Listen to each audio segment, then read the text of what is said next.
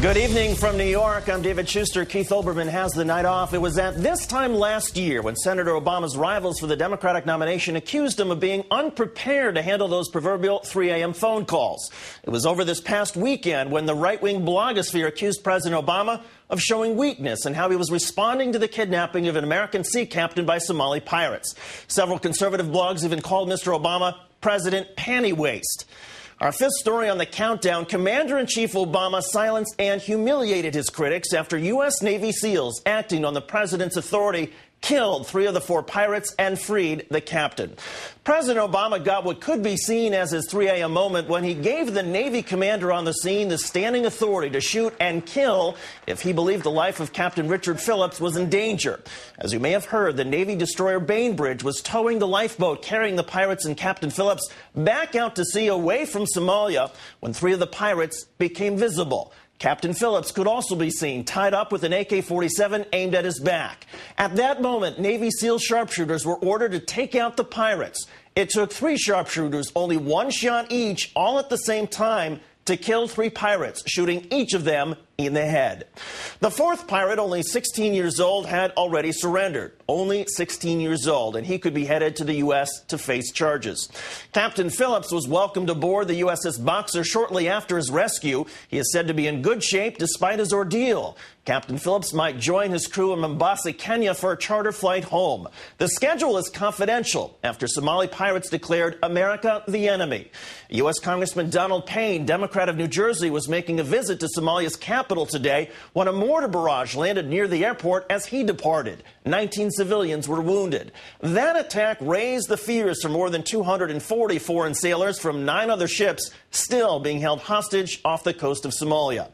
Back in Washington today, President Obama praised the successful effort to reduce the number of hostages by 1.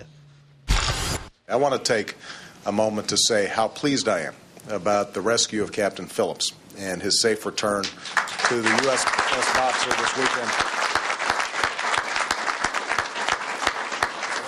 His safety has been our principal concern, and I know this came as a welcome relief to his family and his crew. I had a chance to talk to his wife yesterday, and as she put it, she couldn't imagine a better Easter than seeing his safe return. And I'm very proud of the efforts of the U.S. military and many other departments and agencies that work tirelessly to resolve this situation.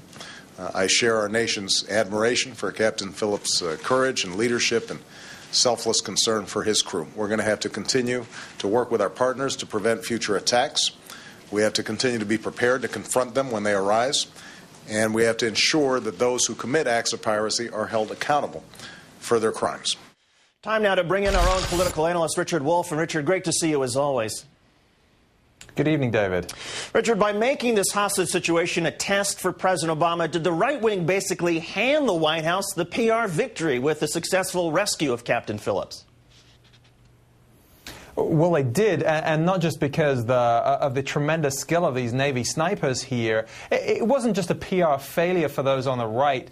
And certainly if you listen to Newt Gingrich speaking on ABC, it was pretty obvious just how archaic and threadbare and worn out the Republican strategy was here. The conservative strategy of suggesting that Democrats, and specifically this president, were effeminate or incompetent or unmacho when it comes to national security. And the reason this is worn out is, again, not just because of the success of this individual operation, but because Republicans don't have the same claim to national security as they used to. There was this thing called Iraq that happened. And, you know, for Republicans just to think that this is still the post-Vietnam era is horribly outdated. President Obama is showing that right now. And how much of what was characterized by the right as doing nothing might merely have been President Obama's so-called no-drama way of responding to all kinds of situations and waiting for the right opportunity? Well, there's no question that he's deliberative and cautious in how he approaches every piece of policy, but especially these kinds of issues on national security, foreign policy.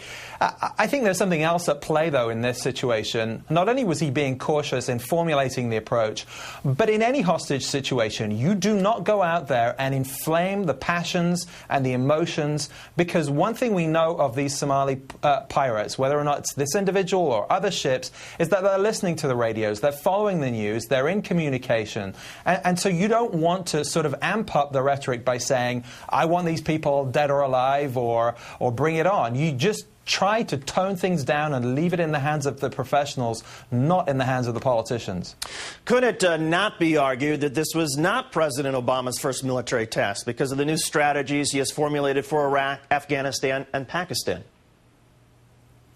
You know, absolutely. As great as this story is, and again, full credit to the Navy for pulling this tremendous rescue off, but really, the true test of a commander-in-chief is not whether those snipers are talented and exceptional at their jobs, as they clearly are. The true talent of a commander-in-chief comes in those strategic decisions. To commit extra troops to Afghanistan is really one of the most important measures of whether this president is successful when it comes to national security. So this is a great story, but really the tougher test is, where do you deploy the troops in such large numbers, because there are many Americans who will be in harm's way as a result of President Obama's decision there on the Afghan-Pakistan strategy. And as far as the Horn of Africa is concerned, do we not yet know perhaps the ultimate outcome of this as a test because of retaliation by Somali pirates? I suppose this could ripple for some time to come, right? Well, Somalia is always going to be dangerous. President Obama thinks the Horn of Africa is important for America's national security. But I think the danger here isn't from retaliation. It's the difficult decision of which hostage situations do you intervene in. The U.S. Navy could intervene in them all, or it could intervene in none. And the dividing line between where you go in and where you don't is going to be the key test now. MSNBC political analyst Richard Wolff. And Richard, thanks as always for your time. We appreciate it. Anytime, David.